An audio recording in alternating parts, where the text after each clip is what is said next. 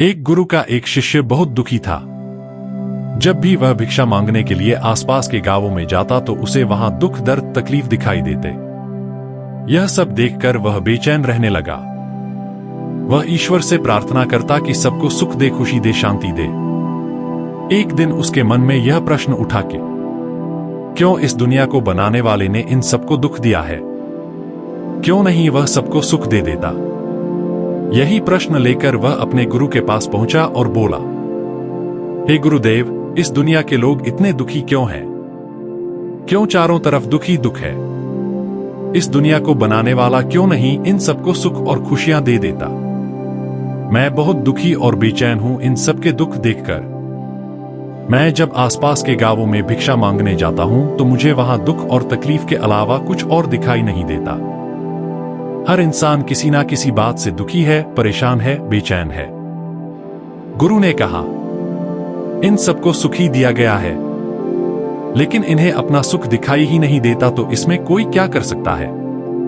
शिष्य ने कहा, गुरुदेव, अगर सुख होगा तो सुख दिखाई देगा और अगर दुख होगा तो दुख दिखाई देगा। लोग इतने ना समझ तो नहीं कि सुख होने के बाद भी दुखी होने का प्रयास करेंगे। भला सुख दुख कैसे बन सकता है? दुख होगा तभी तो लोग दुखी और परेशान हैं। यह सुन गुरु ने एक हल्की सी मुस्कान दी और कहा, मैं जानता हूं कि तुम एक बहुत अच्छे मूर्तिकार हो। तुम एक काम करो, इन लोगों की खुशी के लिए, इन लोगों के सुख के लिए एक ऐसी मूर्ति बनाओ जिसे देखकर यह सब अपना दुख भूल जाएं, चाहे थोड़े समय के लिए ही सही। शिष्य ने कहा, ठीक है गुरुदेव, मैं एक ऐसी मूर्ति बनाऊंगा जिसे अगर कोई देखे तो वह अपने दुख और दर्द भूलकर खुश हो जाए। शिष्य ने 3 महीने तक उस मूर्ति पर काम किया। वह दिन रात पूरी लगन से उस मूर्ति को तराशता रहा। 3 महीने बाद जब उसकी मूर्ति पूरी तरह से बनकर तैयार हो गई तो वह गुरु के पास आया और बोला, हे गुरुदेव, आपके कहे अनुसार मैंने वह मूर्ति बना ली है। जो भी इंसान उस मूर्ति को देखेगा अपने दुख और दर्द भूलकर खुश हो जाएगा। आप मेरे साथ चले और उस मूर्ति को देखकर बताएं, क्या मैंने सही काम किया है? गुरु शिष्य के साथ उस मूर्ति के पास पहुंचे। मूर्ति सचमुच बहुत सुंदर थी, अद्भुत थी। शिष्य ने एक सुंदर लड़की की मूर्ति बनाई थी जो दिव्य दिख रही थी, देवी दिख रही थी। उसकी मुस्कान ऐसी थी कि कोई भी उसमें खो जाता और अपने दुख दर्द भूलकर प्रसन्न हो जाता। गुरु ने कहा, बहुत खूब, बहुत अद्भुत मूर्ति बनाई है तुमने। अवश्य ही यह लोगों को उनके दुख से बाहर निकालने में उनकी मदद करेगी। परंतु मैं चाहता हूं कि तुम इस मूर्ति के चेहरे पर कहीं पर भी एक ऐसा निशान बनाओ जो दिखाई ना दे। शिष्य ने पूछा, लेकिन क्यों गुरुदेव? गुरु ने कहा, यह मैं तुम्हें बाद में बताऊंगा। शिष्य ने उस मूर्ति की आंख के ऊपर भौं में एक छोटा सा निशान बना दिया जो दिखाई भी नहीं दे रहा था। गुरु ने कहा, बहुत अच्छे, अब इस मूर्ति को गांव के बाहर वाली सड़क पर रख देते हैं। उस मूर्ति को गांव के बाहर वाली सड़क के किनारे रख दिया गया और गुरु शिष्य कुछ दूरी पर जाकर खड़े हो गए। गांव वाले उस रास्ते से बाहर आने लगे। जो भी उस मूर्ति को देखता वह दुखी हो जाता। एक जवान व्यक्ति उस मूर्ति को देख रहा था। उसने बड़े ध्यान से उस मूर्ति को देखा, फिर अफसोस करता हुआ आगे बढ़ गया। रास्ते में गुरु और शिष्य ने उसे रोका। गुरु ने कहा, तुम बड़े दुखी दिखाई पड़ रहे हो, क्या हुआ? व्यक्ति ने कहा, वहां एक मूर्ति रखी है, बड़ी सुंदर मूर्ति है, ऐसी कि देखो तो देखते ही रह जाओ। पर अफसोस उसमें एक कमी है, मूर्तिकार ठीक नहीं था। उसने मूर्ति की आंख के ऊपर एक निशान छोड़ दिया है, इसीलिए मैं बहुत दुखी हूं। काश अगर वह निशान नहीं होता तो मूर्ति कितनी सुंदर होती। शिष्य ने कहा, पर वह निशान तो दिखाई भी नहीं दे रहा, तुमने कैसे देख लिया? व्यक्ति ने कहा, क्या बात करते हो, मेरी तो पहली नजर ही उस निशान पर पड़ी थी। यह कहकर वह व्यक्ति वहां से चला गया।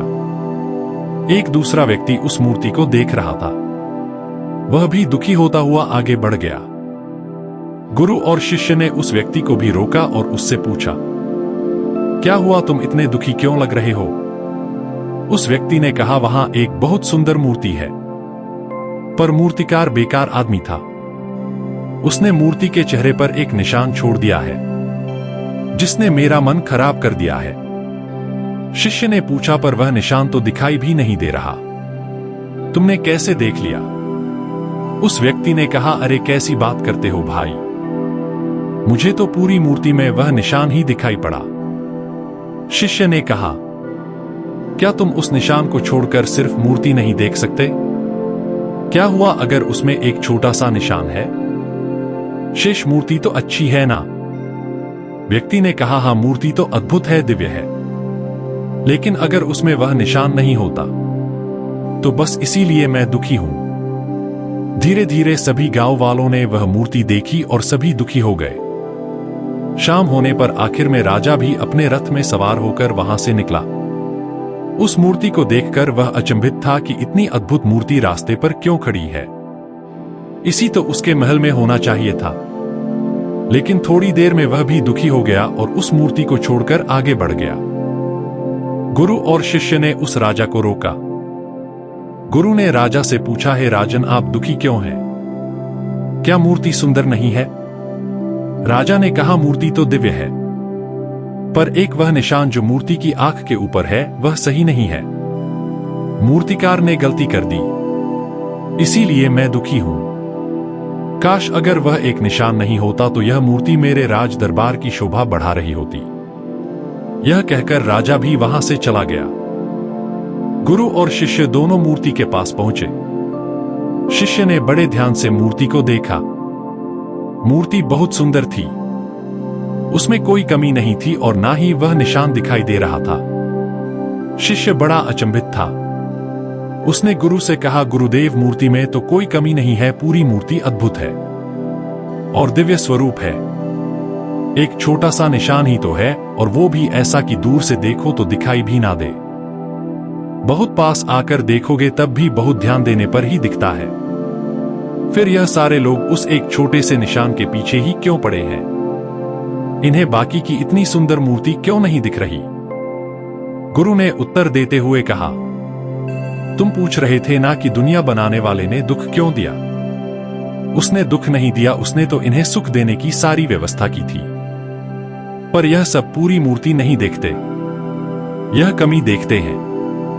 यह पूरा सुख नहीं देखते, उसमें एक छोटा सा दुख ढूंढने में लगे रहते हैं। जैसे तुम्हारी मूर्ति में इन्होंने सुख की जगह दुख ढूंढ लिया, अर्थात मूर्ति की दिव्यता देखकर खुश होने की बजाय एक छोटी सी कमी देखकर दुखी हो गए। ऐसे ही इनके पास सुख ही सुख है, लेकिन यह उस एक दुख में खोए रहते हैं जिसका कोई वजूद ही नहीं है। जैसे तुम्हारी मूर्ति में उस एक छोटे से निशान का कोई वजूद नहीं है। शिष्य ने प्रश्न किया, लेकिन यह ऐसा क्यों करते हैं गुरुदेव? गुरु ने कहा, बेचैन मन के कारण यहां सब बेचैन है। यह कभी भी पूरी मूर्ति देखते ही नहीं, यह कभी भी अपना पूरा सुख देखते ही नहीं। यह देखते हैं एक छोटी सी कमी, यह सुख के बीच दुख देखते हैं। यह पूरी दुनिया विराट सुख को छोड़कर छोटे छोटे दुखों को पकड़कर बैठी रहती है। वही उनकी जिंदगी है और वही उनकी दुनिया है।